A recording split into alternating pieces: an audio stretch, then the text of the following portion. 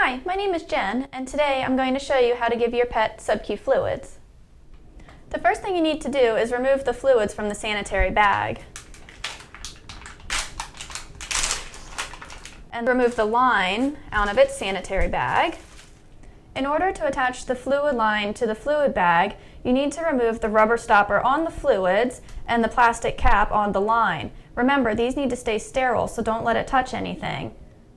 Our next step is to take the fluid line and insert it into the fluid bag. You will notice a device halfway down the line. This little device is what controls the flow of the fluids. Right now it is open, and that's the way it should be when you take it out of the bag. To stop the fluids, you're going to roll this end down. And to start the fluids again, you just roll it back to the other side. The next step is to put the needle onto the line. I always like to start with the flow being turned off, so I just roll this back down. Remember to try and keep everything as sterile as possible. So when opening up your needle, you're going to go ahead and grab either end of the wrapper and just pull it apart. And only pull it apart halfway, that way you can hold it from this end. Now we need to open the other end of our line. You're going to pull the blue stopper off the other end.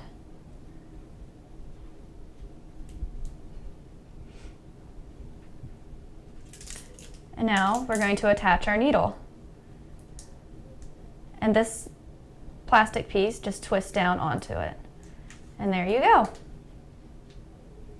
Now that we have our fluid bag assembled, we need to hang it somewhere. A lot of people will use a hanger and hang it from their kitchen cabinets or from a shower rod. In this case, we're going to use a fluid pole.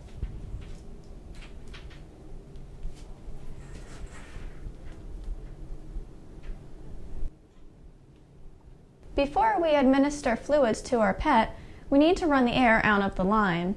In order to do this, you're going to want to make sure that you have some fluid into this chamber. In order to put fluid into this chamber, just go ahead and squeeze this plastic piece. And you want to get the fluid as close as you can to that line.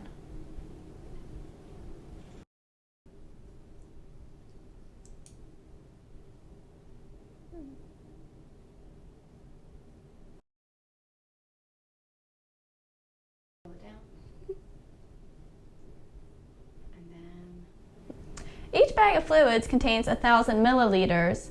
Each number that you see here represents 100 milliliters. So from 1 to 2 is 100, to 2 to 3 would be 100, and so on. So for example, if you have to administer 150 milliliters to your pet, you would go from the beginning to 1.5, and then from 1.5 to the 3.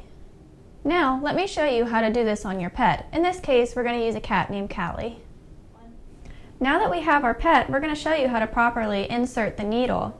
You're going to insert it behind the shoulder blades. You're going to pull up some skin to make like a little teepee, and you're going to insert the needle right here. So we need to remove the cap from the needle, make our teepee, and insert the needle. Once you have inserted the needle into your pet, you're going to want to begin the fluids. So remember, we're going to roll this back up to get the fluids to start, and the fluids will continue to drip until you've reached your dose that you want, and then go ahead and stop your fluids. After you have finished administering your fluids, you're going to hold at the area where you inserted your needle, remove it, and pinch a little bit at the skin to not let any of the fluid leak back out, only for a couple seconds. Once you have finished giving SubQ fluids to your pet, you need to go ahead and remove the needle from the line and replace it with a new one every time.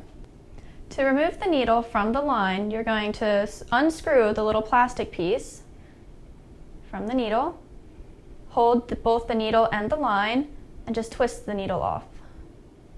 Replacing the needle is just like we showed you earlier. Peel back the wrapper, keeping everything sterile, and insert the new needle onto the end of the line and screw the plastic piece back down. Once you have finished giving your pet SubQ fluids, the fluids do need to be stored in the refrigerator. But before you give it again, make sure you leave them out on the counter for a couple hours and bring it to room temperature. And remember, if you have any questions or concerns, don't hesitate to contact your veterinarian. And thank you so much for watching.